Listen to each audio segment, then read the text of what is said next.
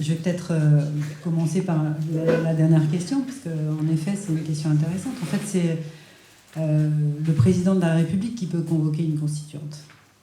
Donc, en effet, a priori, il y a quand même peu de chances que ça arrive avant 2027. À part ça, il y a une pétition qui tourne.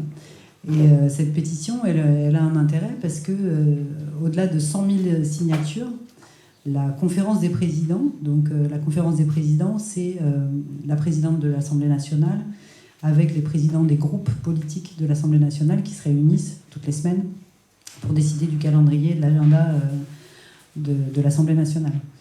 Et donc, quand il y a des pétitions qui arrivent comme ça à un niveau de signature, ils sont obligés d'en parler entre eux et de dire oui ou non, est-ce qu'on le met à l'agenda des discussions de l'Assemblée nationale. Donc, ça pourrait être un premier pas d'avoir au moins une discussion dans l'hémicycle où on pourrait présenter cette idée de convoquer une assemblée constituante. Donc de mettre le sujet à l'ordre du jour, en fait. L'idée, c'est un peu ça, c'est de faire du bruit. L'idée de la France Insoumise, en fait, c'est à la fois, évidemment, vous le savez tous, on a un programme avec 650 mesures, donc un programme sérieux, un programme qui a été validé par des économistes, enfin voilà. Et aujourd'hui, où on est dans l'opposition, donc où on s'oppose de façon régulière à toutes les dingueries qu'on nous propose, on a trouvé très important aussi de faire une campagne positive, c'est-à-dire à un moment donné, c'est bien de s'opposer de façon systématique, parce que malheureusement, on a beaucoup de mal à ne pas s'opposer à tout ce qu'on nous propose. Donc l'idée de cette campagne autour de la 6e, c'est de dire attention, on n'est pas que dans le dégage et puis laisse-nous la place. On est aussi dans la construction d'autres choses, et en particulier de cette 6e République, pour redonner la parole au peuple. Et c'est exactement ce que vous avez tous dit en fait à travers tous vos propos. Alors je ne vais pas rentrer dans la technique parce que moi non plus je ne suis pas constitutionnaliste et je ne suis pas vraiment capable de vous dire ce qui va rentrer dans la Constitution ou ce qui va permettre ensuite de développer des lois conformes à la Constitution, etc. Par rapport à tout ce que vous avez soulevé comme point. Mais l'idée, c'est bien d'avoir ce débat tous ensemble et de montrer que c'est possible, en effet, et quelle est la volonté du peuple aujourd'hui. L'idée de ces cafés populaires, c'est justement de voir à quel point les gens, ils ont envie de s'exprimer, de parler, et qu'on les écoute. Qu'on les écoute et que leurs paroles soient prises en compte. Moi, c'est ce que je disais tout à l'heure à quelques-uns, là, quand on va tracter, on est allé tracter avec Lionel sur le marché de la Réole la semaine dernière, les gens, ils ont envie de parler. Même s'ils ne sont pas d'accord, ils s'arrêtent et ils discutent. Et c'est curieux, parce que ça, c'est des trucs...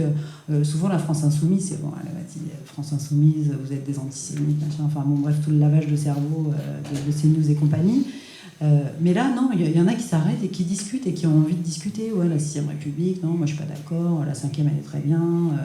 Il n'y a qu'à juste à réformer un petit peu. Bon, la 5e, elle a été déjà réformée, je sais plus, une quarantaine de fois depuis 58. Donc ça va 2 minutes, quoi. Il ne faut pas juste faire des petits pansements. Maintenant, il faut la réécrire complètement. Donc voilà, ce qui est intéressant, c'est ça, c'est que, en fait, tout ce que vous avez remonté, en gros, c'est vraiment... redonnez-nous la parole, en fait. La démocratie représentative, il y en a ras-le-bol, parce qu'on nous balade, vous l'avez vu, et puis moi ça me gêne pas du tout le RIC révocatoire, hein, contrairement à ce que tu penses. Moi justement, tout à l'heure j'étais avec des gamins de CM2 qui nous posaient plein de questions et tout ça, et ils nous disaient c'est quoi votre plus grande erreur. Donc bon, mes collègues de la région, en fait c'était rigolo, c'était un truc à 4 voix avec le département, la région, le Sénat et l'Assemblée nationale, donc des représentants, quoi, je veux dire. Et moi, j'ai dit, en fait, la plus grande erreur d'un politique, c'est de ne pas faire ce qu'il a promis qu'il allait faire. En fait, c'est la plus grande trahison qu'il puisse faire. Donc moi, je trouve ça tout à fait logique, cette histoire du RIC révocatoire, qui dirait, à partir du moment où on trouve qu'un élu dérape par rapport au programme qu'il nous avait proposé, en fait, on veut pouvoir lui dire, tu dégages, tu t'en vas, et puis on met quelqu'un d'autre à la place. Enfin, je trouve ça tout à fait logique. Ce qui m'a frappé aussi dans vos remontées, c'est que personne n'a parlé du cumul des mandats. Et par exemple, moi, c'est quelque chose qui me choque énormément depuis que je fais de la politique. Moi, je suis élue depuis 2008 à Créon, donc avec différents postes. J'étais conseillère municipale, j'étais présidente de communauté de communes, j'ai été adjointe au maire, enfin bref.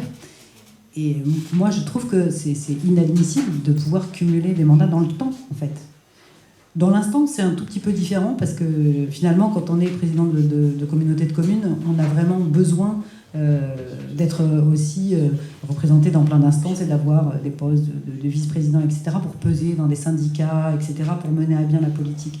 Donc le cumul des mandats dans le temps, avec quand même une certaine réserve, hein, mais c'est pas forcément idiot. Mais par contre, de cumuler comme ça, d'être maire pendant 40 ans, ben non, en fait. Non, parce qu'il y a plein d'autres gens qui peuvent être maire à ta place et qui ont plein de trucs à dire. Et même si tu es super et que tu fais plein de trucs, bah, c'est bien de laisser la place, quoi.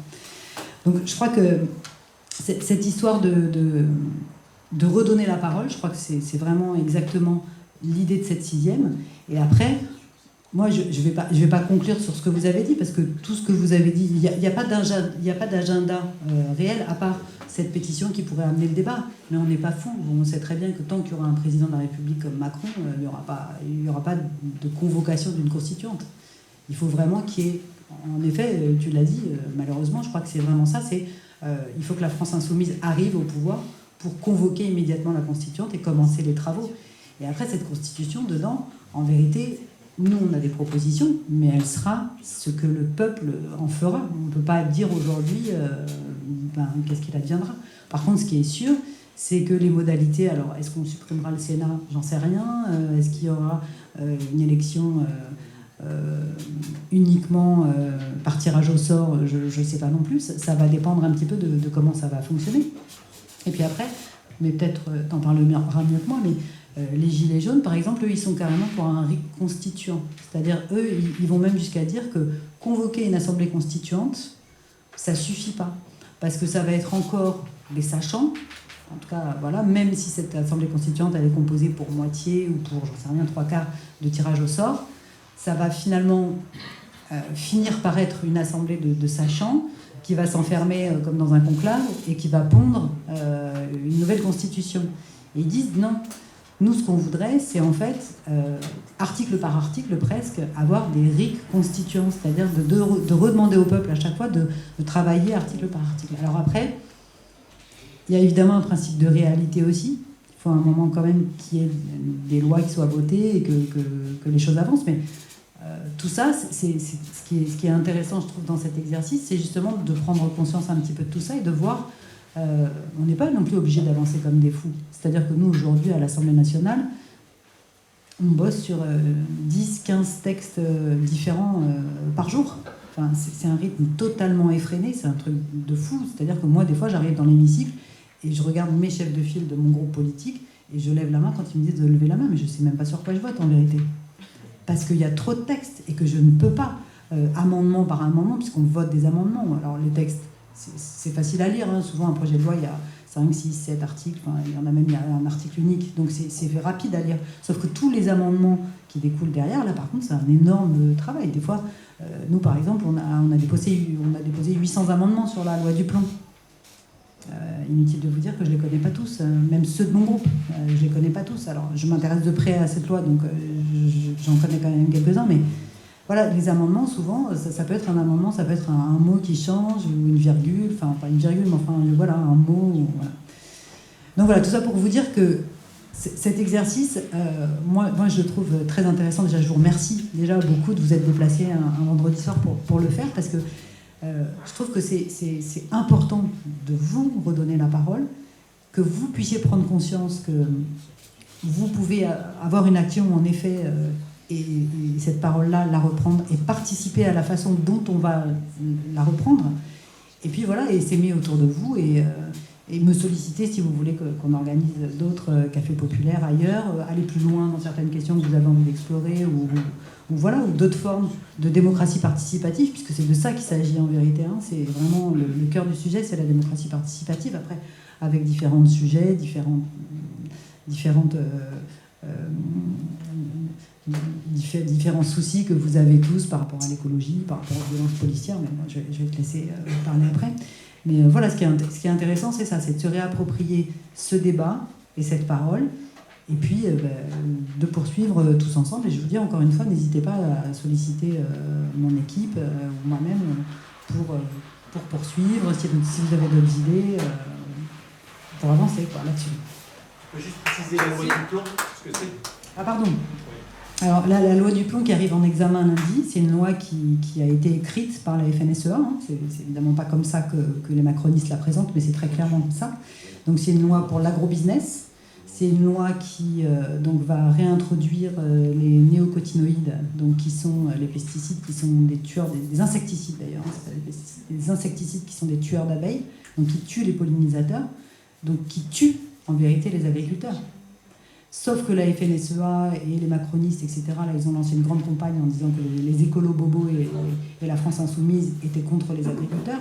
C'est exactement l'inverse, en fait. On leur a fait croire que cette loi, c'était hyper bon pour eux, sauf qu'il n'y a absolument rien pour eux, et en particulier pour les viticulteurs ici de notre territoire, il n'y a strictement rien, puisqu'on parle des néocotinoïdes et on parle de... ça y est, je l'ai bouffé... enfin bref, un insecticide qui concerne les betteraviers du Nord. Donc voilà, on ne parle pas du glyphosate, on ne parle pas des trucs comme ça, et que de toute façon aussi il faut éradiquer à un moment, mais bon, bien entendu qu'on n'est pas des fous. Tant qu'il n'y a pas autre chose à mettre à la place, on ne peut pas dire aux paysans tout d'un coup, t'arrêtes d'utiliser tout ce que tu utilises dans ton champ, c'est impossible.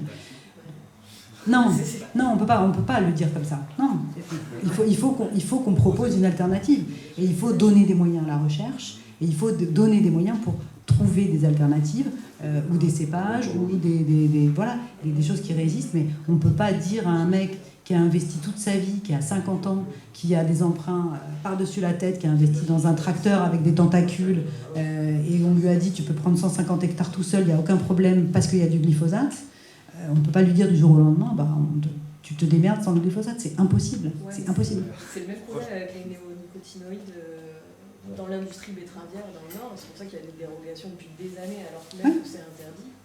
Donc en fait cette logique-là, elle a du sens et elle n'en a pas non plus. Puisque si on va vers plus de réglementation, il faut accepter aussi que ça contraigne une filière économique. Quoi. Mais bien sûr, mais la contrainte, elle existe. D'ailleurs, on a déjà interdit Là, on revient en arrière, en fait. Là, c'est un retour en arrière. Et la logique est la même qu'avec l'interdiction du glyphosate. On peut toujours ensuite se dire, mais oui, mais ça va mettre à mal l'intégralité d'une filière et tout ça. Mais bien sûr. Et les solutions, elles sont peut-être pas retrouvées dans la recherche, mais aussi dans un autre type d'agriculture. De toute façon, là, cette loi-là, elle est faite pour l'agrobusiness, c'est-à-dire c'est la fin de la paysannerie et de l'agriculture familiale, bien sûr. On parle des gros élevages, on parle... S'il n'y a pas de solution pour eux, finalement, c'est pas très grave. Oui, puisque si l'objectif c'est de changer le modèle agricole... Voilà. Mais bien sûr, mais sauf que... Moi, je trouve que c'est justement là le problème, c'est qu'en fait, par inertie, on en finit par ne plus rien faire. Justement, on n'a pas rien fait. On n'a pas rien fait, et là, on revient en arrière. Du coup, on accepte parce qu'on ne veut pas faire de mal à ci, on ne veut pas faire de mal à... Et du coup, vraiment, ça pose problème. On continue de mettre des putains de produits chimiques dans nos terres, alors qu'on bouffe tout toujours. C'est pareil, on peut dire on va investir. On a envie d'autre chose, quoi. C'est quand même... C'est assez incroyable. Quoi. Mais nous c'est ce qu'on défend évidemment bec et ongle à la France insoumise, et c'est pour ça qu'on s'oppose à cette loi, et c'est pour ça que ma collègue députée Sylvie Ferrer du Tarn, elle a eu un ragondin crevé, cloué sur sa porte avec du fumier, des pneus, etc. Que mon collègue de l'Hérault, Sylvain Carrière, lui, il a carrément eu des menaces de mort. Donc il ferme sa permanence pendant 15 jours là, pendant l'examen de cette loi. Il met tous ses collabs en télétravail. On atteint des sommets quand même. Donc voilà, tout ça pour dire que l'examen de cette loi il va démarrer lundi. C'est très très tendu. Les macronistes, ils sont même prêts à poser une motion de rejet contre leur propre loi, parce qu'ils pensaient qu'on allait le faire. Mais nous, on ne va pas le faire. Nous, on a déposé des amendements pour faire un peu... pour faire durer le débat, on va dire, et pour débattre de cette question, parce que derrière, il y a un projet de loi de simplification de la vie économique, qui là est encore plus dingue. Donc là, c'est élimination, donc simplification de la vie économique, ça veut dire on enlève toutes les strates administratives qui soi-disant gênent le dynamisme des politiques, etc. Les Français n'en peuvent plus, il y a trop de strates, etc. Donc les strates, c'est quoi? C'est le CEREMA, c'est l'agence bio, c'est l'ANSES. Et c'est ça c'est ça qu'ils proposent d'éliminer dans cette loi de simplification de la vie économique. Donc c'est pour ça que je dis qu'à un moment donné, voilà, il faut qu'on redonne des moyens à la recherche, y compris sur de la recherche de plants qui sont résistants, etc. Voilà. Bon, je vais m'arrêter là et je vais passer la parole.